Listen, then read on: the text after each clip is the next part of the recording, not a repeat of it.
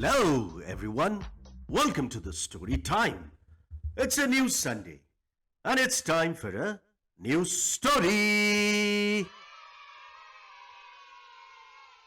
Today, I'm reading you a story titled Art for All. The story is inspired by a true story of a girl named Amira in Egypt.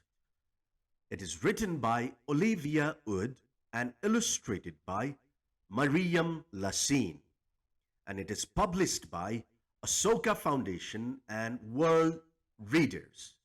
Now, are you all ready for Art for All? All right, here it goes. Amira lives in Alexandria with her family. Alexandria is in Egypt. It's a big ancient city on the Mediterranean Sea. Egypt is a country in Africa.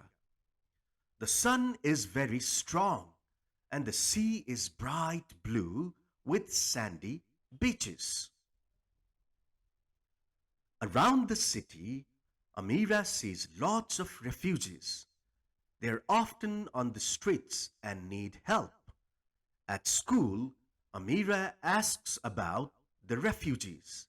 She learns that refugees are people who have to leave their homes to find protection in another country. Amira's teacher explains that refugees are trying to escape war, violence, or starvation in their home countries. They come to Egypt looking for safety. Egypt is a welcoming country.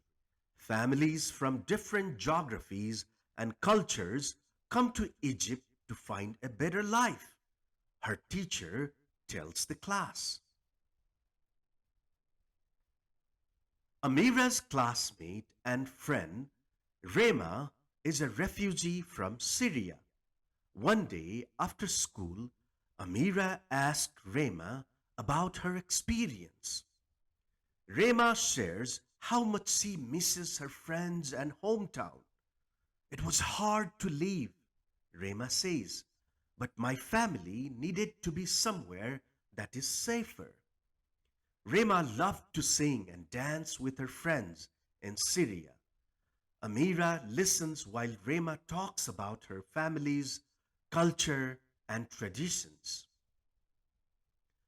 After learning about Rema's story, Amira starts to notice more refugees in her area. At home, she asks her mother about their lives.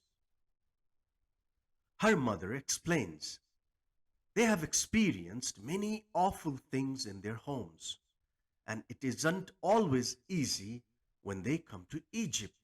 It can be difficult for them to get jobs and housing. Sometimes they don't speak the same dialect of Arabic as us, which can make their new life here even harder. Because of language and cultural differences, sometimes refugees are bullied and made to not feel welcome. They have already had such a hard time. We should all show them kindness and love, she tells her mother. Amira asks her mother what they can do to help the refugees in their neighborhood. They spend a long time talking about how they can help make refugees feel welcome.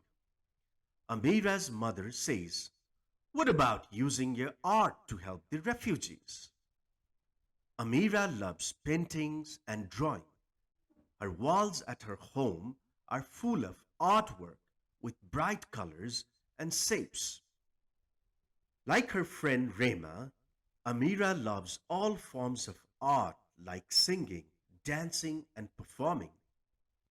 Art makes Amira happy and she likes to tell stories in her work about her family and her life. The next day, Amira visits a refugee center. She wants to plan an art class and invite all the children in her neighborhood, both from refugee families and Egyptian families. The refugee center thinks it's a great idea, and Amira gets several of her friends to help out. On the day of her first class, Amira is warm with excitement. At the refugee center, she has a room filled with paper, pen, and pencils. Slowly, everyone starts to arrive. At first, everyone is quiet.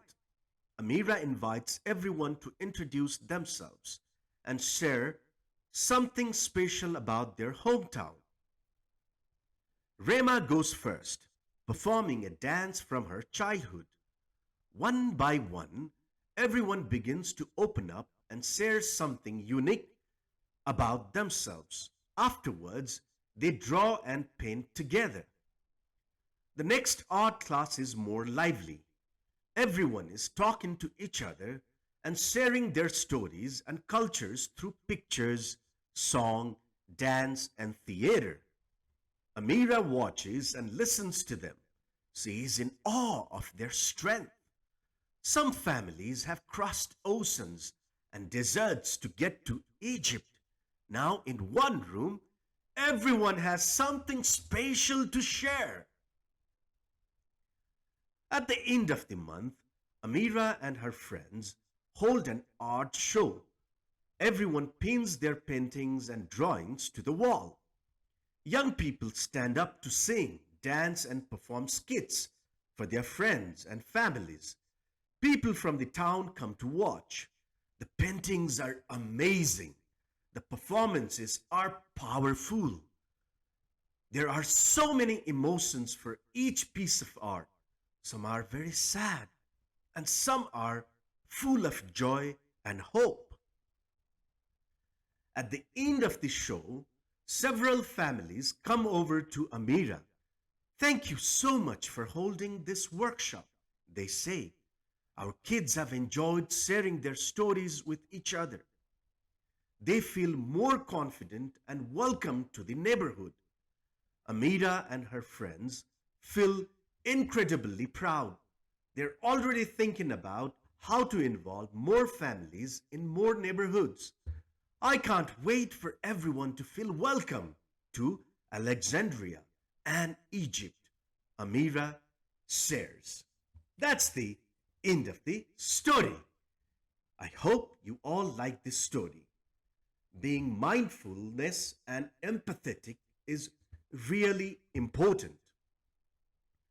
Research shows there is a strong correlation between mindfulness and our ability to empathize. Mindfulness is a practice of bringing one's attention into the present moment while acknowledging and accepting one's feelings, thoughts, and bodily sensations. Quite literally, mindfulness creates the mental space for children and young people to both connect with one another and to learn. That's the takeaway from Art for All. Now that's the end of this story time. I'll see you again with another new story next Sunday. For now, namaste and goodbye.